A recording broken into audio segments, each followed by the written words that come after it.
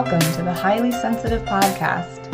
I'm Lauren LaSalle, and I'm a licensed therapist, highly sensitive person, and HSP coach. This bi-weekly podcast is meant for highly sensitive people and their loved ones, as both experiences will be discussed. Thank you for joining me, and let's begin. Welcome to the Highly Sensitive Podcast.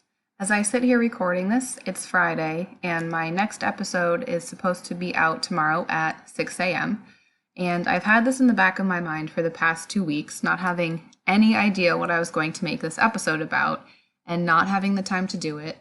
And then when I did get the time to do it, I just didn't have the energy.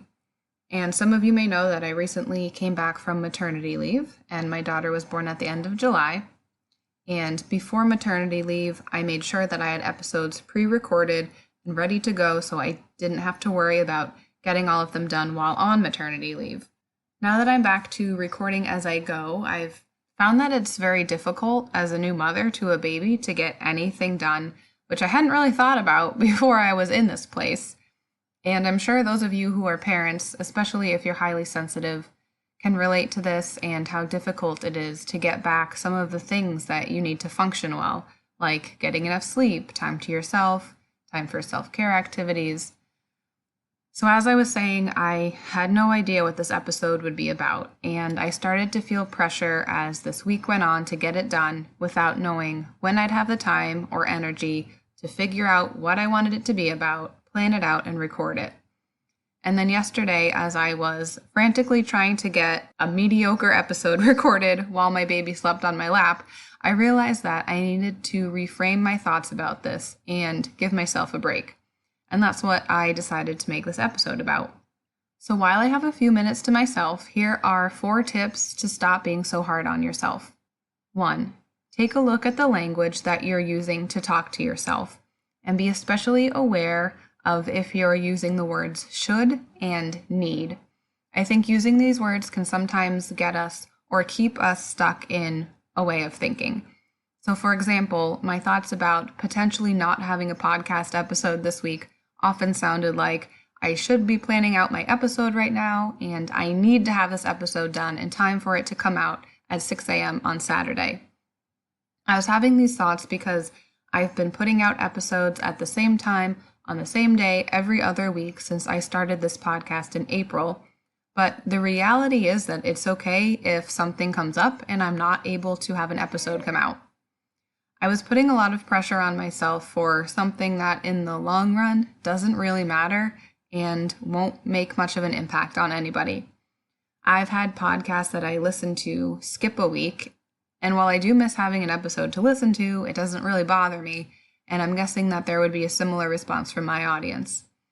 Being able to notice when I'm saying should and need to myself has been a big help in being able to look at my thoughts and be able to give myself a break.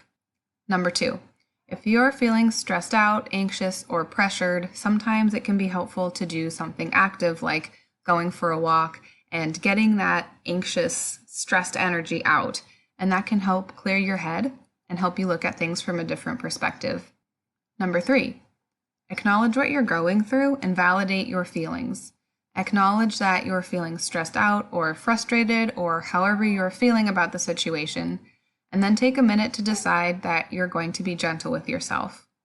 You can even come up with a mantra if that's helpful, such as I'm doing the best I can, or I'm going to be kind to myself. And be careful that you are not judging yourself for how you're feeling. Just observe the feeling. So I'm noticing that I'm feeling frustrated. Number 4, take care of yourself. Do something that makes you feel good, whether that's a hot shower, a cup of tea, a walk outside, coloring, spending time with your pets, family, or friends. Set the intention, especially when you are feeling down, to take care of yourself and do something kind for yourself.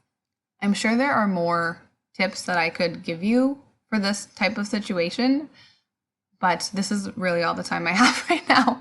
So I may do another episode about this in the future and add a little bit more on. And as always, if you have any ideas for episode topics, if you have any questions for me to answer on the podcast, or if you would like to write an email sharing your story for me to read on the podcast, you can email me at lauren@laurenlasallecoaching.com. You can find out more about my coaching programs, as well as resources and links to my social media by visiting my website at laurenlassalcoaching.com. On my website, there is a link to join my email list, and by doing so, you will receive a free resource from me called 5 Self-Care Tips for Highly Sensitive People. I also have my free boundary setting workbook for HSPs that goes along with my boundary setting podcast series. You can find this by visiting my website and going to my resources page. On the resources page, I also have a list of HSP-friendly products that I have started to compile from input from the HSP community. So check that out as well. And before I sign off, I will leave you with a quote. Being kind to yourself in thoughts, words, and actions is as important as being kind to others.